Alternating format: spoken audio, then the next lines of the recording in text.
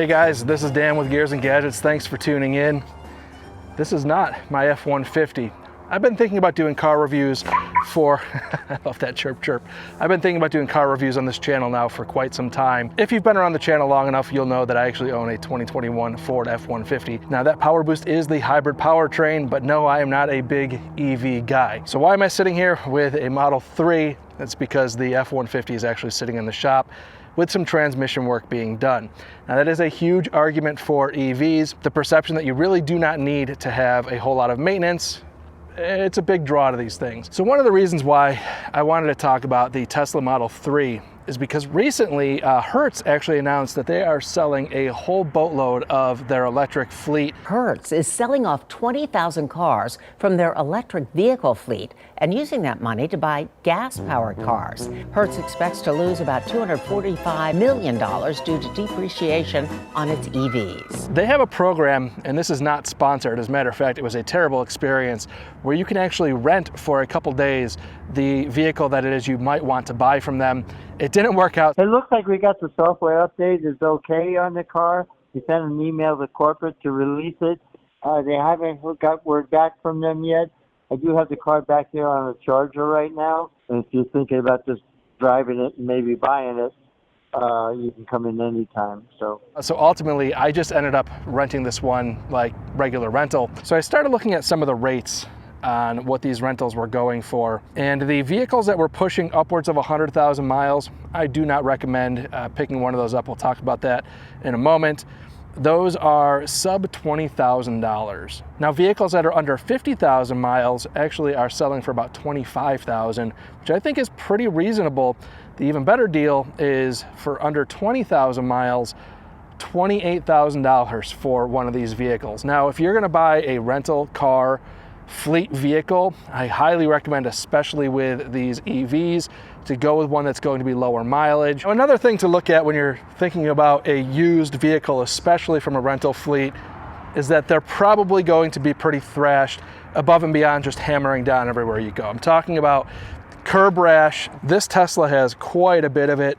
If you just look at the wheels here, they have been smashed into the curb quite a bit. With every one of those curb rash incidents where you scrape up against the curb, you're also kind of beating up your suspension a little bit too. So all the joints that are kind of behind that are taking a little bit of the brunt of that wear and tear.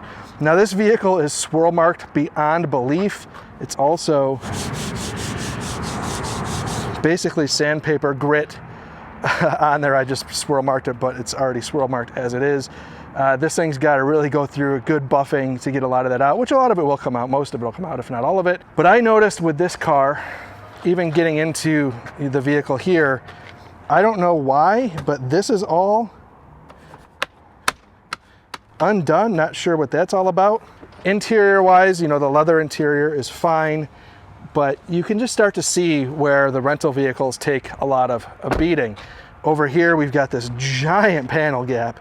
This, if this was my car that I took delivery on brand new, I would send this back. When I picked the car up, I noticed that I could actually see the hinge for the trunk. And I was like, man, that ain't right. Now, if you're gonna look at these things used, let's talk warranty. I started looking online earlier today. I have seen enough videos out there titled $20,000 to replace my Tesla battery, but I wanted to be sure for myself. So I looked at their warranty, and I actually don't see a whole lot of risk of buying a Model 3 in particular around the 50,000 mile mark. And that is because you get an 8-year, 100,000 mile warranty, which is transferable. So if you buy a used one, you do also get that warranty. I think if you're picking one up under 50,000 miles for under or around $20,000, that is 50,000 miles worth of driving before you potentially have to get into that battery replacement. That seems relatively reasonable to me. I would not want to push closer to that 100,000 mile mark, because if there is a potential of a $20,000 replacement battery, unless you're ready, which I don't think most people that are in this market would be for such an expensive replacement, I would not recommend buying one that's pushing that 100,000 mile mark. So I thought getting out here and doing a review, doing one of the most Tesla things that I could possibly imagine, which is going to pick up my dry cleaning, that I would talk a little bit about the driving dynamics. Getting in this Model 3 the first time the other day, and smashing on the gas. I was excited to do so, and it didn't disappoint.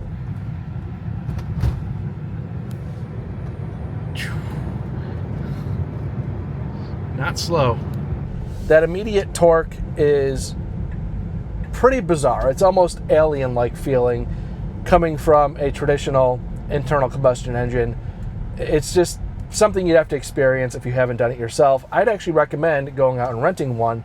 It's been kind of fun. One of the things that I noticed almost immediately is the weight of these vehicles is substantial. It's very different. You definitely know you're driving a heavy vehicle.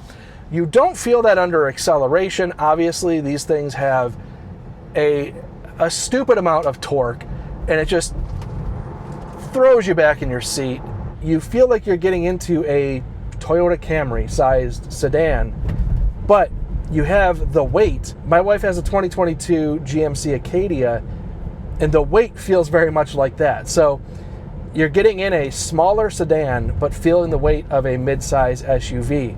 You do not feel that in straight line acceleration or even braking. These things have pretty good brakes, but you do feel that when you hit bumps on the road.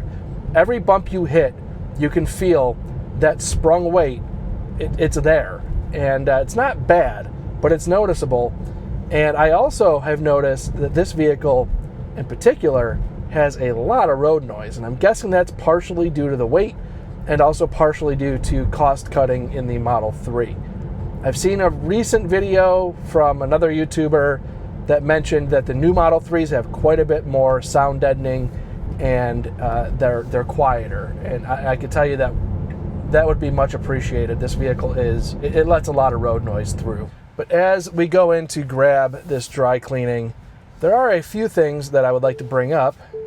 Number one, first of all, this is kind of neat. As you pull into a parking spot, especially with a vehicle that you are unfamiliar with, you get this indication of where the curb lines are. So you don't have a camera view, but you do have a very realistic 3D rendered environment of what it is you are pulling into.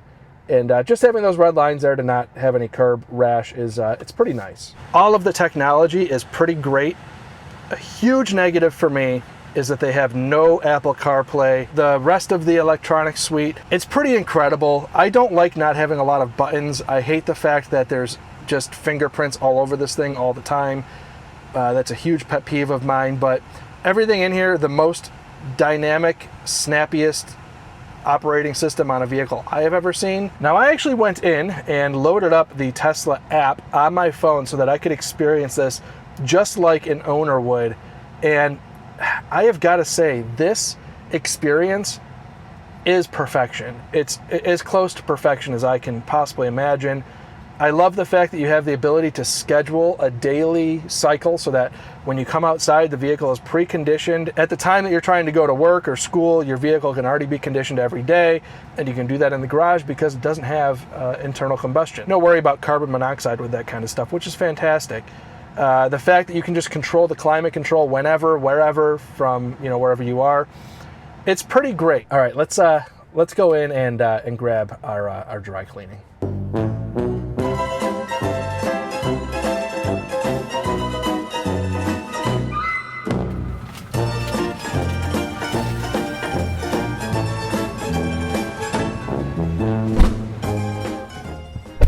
Now, in terms of internal storage, you've got this really nice, very, very deep cubby. I've actually got some my microphone gear in here. Very, very large storage space, and you get that because there is no transmission, so there is no transmission tunnel. It gives you a lot of space for storage activities. Then down here, we also have more storage space. This space underneath the armrest is, again, a pretty large space to get some storage. And then, of course, over here, the glove box with a power release. Pretty neat. So let's go over some likes and dislikes. The whole torque thing is mind-blowing. I mean, you hit the gas and it throws you back in your seat. It's absurd. It's awesome. It also feels a little bit like a party trick. I do tend to hammer down quite a bit in this vehicle, but it just does not have that same feeling. There's not the same connected feeling that you have with any other traditional internal combustion vehicle. Now, the one pedal driving, that is certainly gaining on me. It's taken me a lot of time to get used to. What happens with the Tesla, which is really weird, is, you know, with a traditional vehicle, you hit the gas, you go, you let off, you coast. With the Tesla, the more you let off, the more you're basically applying the brakes. I can drive around town without ever having to touch the brake pedal, and it is very, very bizarre. Now, one of the things I like about this, which may not make sense to some, but I like that it has no character.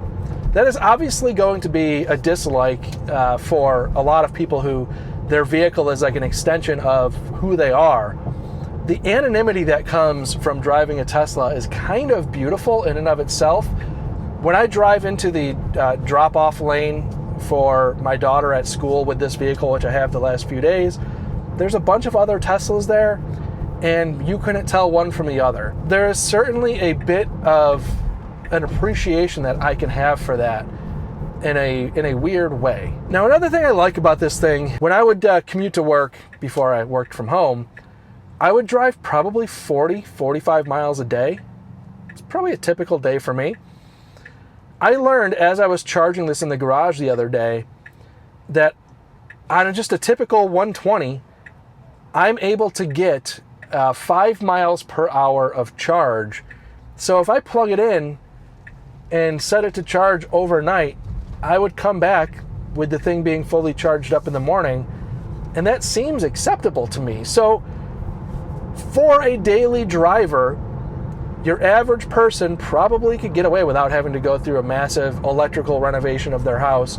It's going to be preferable to have a 240 because you'll be able to charge quicker, and especially if you live in an area where you have different rates, electrical rates throughout the day, you'll want to be able to charge quicker in smaller windows of time. But I think your average person probably doesn't have to get that carried away, because for the most part, you do probably have superchargers around town also. And if you had to go once a week to the supercharger to supplement the charging you did during the week in your garage, not terrible. Getting into dislikes. This vehicle works for me probably 100% of the time, 90% of the time.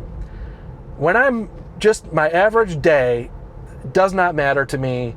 Charging would never even become remotely an issue. The 10% of the time, it would be a huge just pain in the ass. Even if you're just somebody who likes to go on camping trips with the family, things like that, it's just going to be a pain to have to stop and charge all the time. Now I hear the Tesla guys are just the EV crowd of, oh, you stop and you eat a meal. 203, let's see, go from 34% at 203, let's see how long this takes. And if people are going to say, well, you don't charge it to 100%, but looking at this as comparing my traditional gas life to electric life, if I were to only fill my gas tank to 80%, I would then have to go back to the gas station more often also. Same thing applies to the EV thing. So by only filling it to 80% just makes you have to come back more often. I guess this is what you do when you have an electric vehicle. You go and get incredibly sugary drinks that you probably don't need to be consuming. So $6 for a drink that I otherwise would not have purchased, but when in Rome. I absolutely hate the idea of a glass roof, and as I'm sitting here lounged back, reclined in the charging position, I hate it even more. That's terrible. It's like the sun straight in my eyes.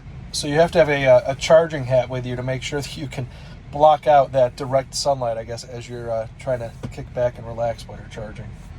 This guy walking around trying to find something to go do. $16.16, 100% at 240. I can do 400 miles in my truck without batting an eye, and when I have to stop for gas, it takes me 5 minutes to fill the tank. I run into the gas station, maybe grab some Burger King, and I take it to go, and I eat on the road. I don't want to stop when I'm on a road trip. I want to keep on moving because I'm trying to get to where I'm going. Now, on that same thought process, another big dislike for me with EVs in general, I really, really think that we are heading towards a really significant power problem in this country, capacity problem. And I think it is going to be the electric vehicles that are a conduit of an already existing problem, but it's going to become the issue where you already see it in California, where there's times where they say don't charge your EVs. They have rolling brownouts and things like that because they just don't have enough supply. So until we figure out power in this country, I'm worried that an electric vehicle, in the case of, you know, a natural disaster, emergency kind of thing, you'll just be more capable of finding fuel than you will electricity, potentially. I don't know. Maybe that's a weird prepper mindset that I have, but something that I can't get out of my head is that I just think that this electrical grid issue that we have is going to rear its head probably in the next 5 years really, really bad, and electric vehicles will be at the center of that conversation. Now, another dislike with Tesla, I think they make poor decisions, and I think that they try to sell those poor decisions as innovation as opposed to the reality of cost cutting. You know, they had announced not too long ago